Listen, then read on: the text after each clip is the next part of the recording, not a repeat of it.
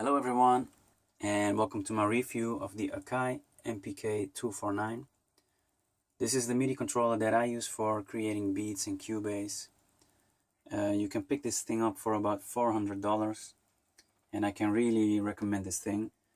I know it's not the cheapest MIDI controller that you can get out there, but I can assure you that it has a lot of features that will save you some time using your DAW. And in my case, I'm using Cubase, as I mentioned. So let me show you what I like about this thing. So first of all, I want to tell you that right out of the box, I didn't have any problems connecting this thing. It was really just plug and play.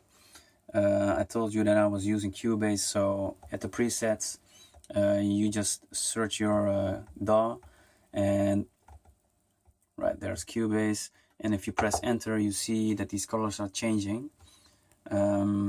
You can set the colors manually for each different pad. So and right now all these different sections are available to control your DAW. So it was just that simple, and yeah, I'm pretty happy with that. The Akai has 49 semi-weighted keys, and yeah, that gives you a nice range to play on with both hands, and still have some room in the higher or the lower section. And if necessary, you can easily go up and down in octaves. So just press these buttons and you shouldn't have any limits playing any melody. So the keys, they feel very comfortable.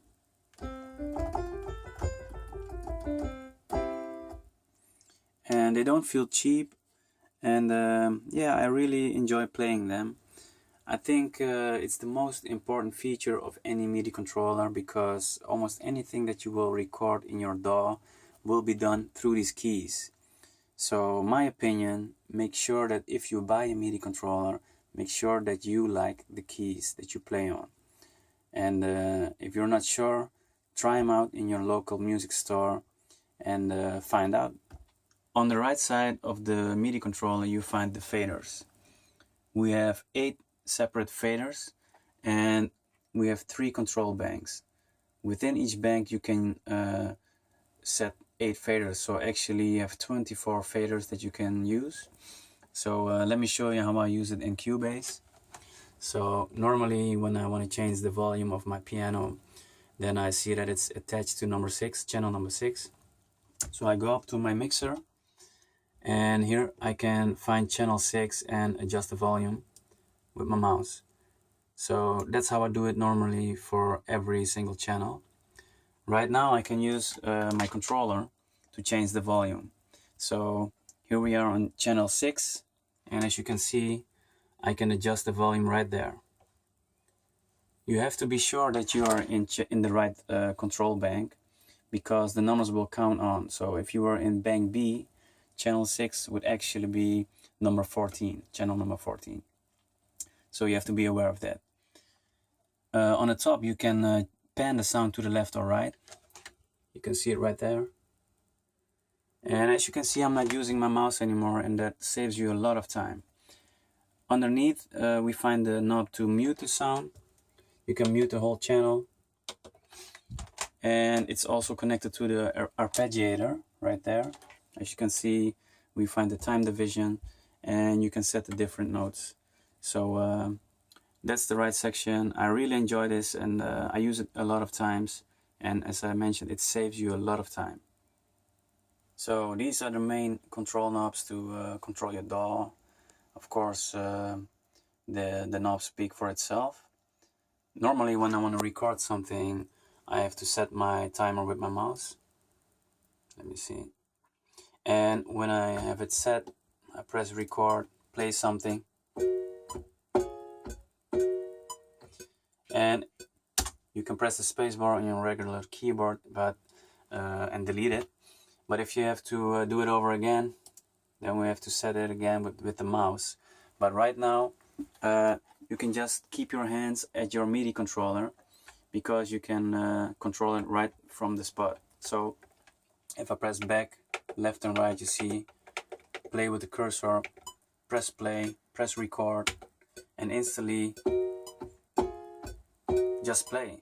And if you want to listen to it again, press back. Don't like it, do it again.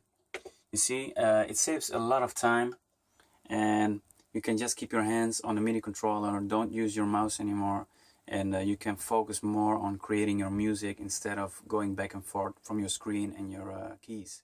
So let's take a look at the pads. We have 16 different pads on board, and we have 4 banks, A, B, C, and D. And overall, we have 64 pads that you can fill with different sounds. So I'm using it in combination with Groove Agent 1.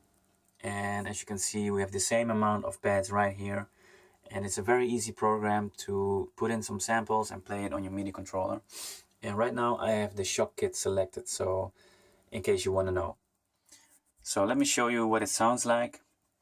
And yeah, the sound of the pads will increase or decrease in volume depending on how hard you tap. So let me show you.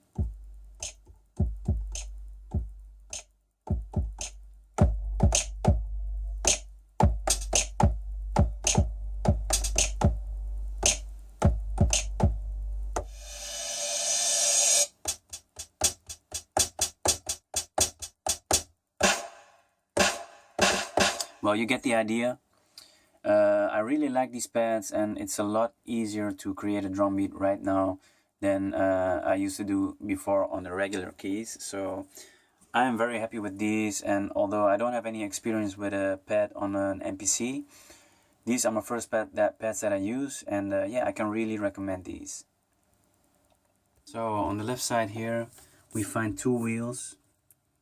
Let me focus. The left one is the pitch.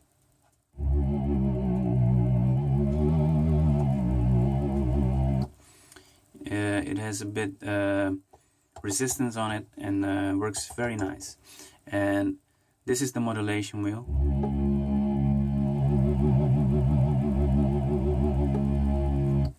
And although in my opinion the wheels look a bit cheap, they feel very good and are very usable. So there's one more thing that I would like to mention, and first off, the Akai is a very good MIDI controller. I'm very happy with it, and it saves me a lot of time while using Cubase, and I don't end up using my mouse that often anymore. So I'm very pleased with this MIDI controller. But there's one thing that I should mention. If you're planning to buy this one and you're using it in combination with a sustain pedal, make sure that your pedal, if you buy a new one, has a polarity switch. This is my old pedal and it doesn't have a switch, and I did not manage to get this thing to work with the Akai, because what it did was it inverted the functionality of the pedal, and when I closed it it would stop the sound that I was playing, and when I open it up it would give the sustain to the sound, and I did not manage to get it to work in the right way. So, and on the internet I saw that a lot of people had the same issue, so I ended up buying another pedal, and it's the FS5U from Boss. It has a polarity switch, as you can see, and yeah, you can get this one for about $30, and I can guarantee you that this thing will work.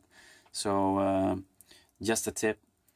And yeah, we have come to an end, so I hope you liked this review, and if you did, please subscribe, give me a like, and see you next time.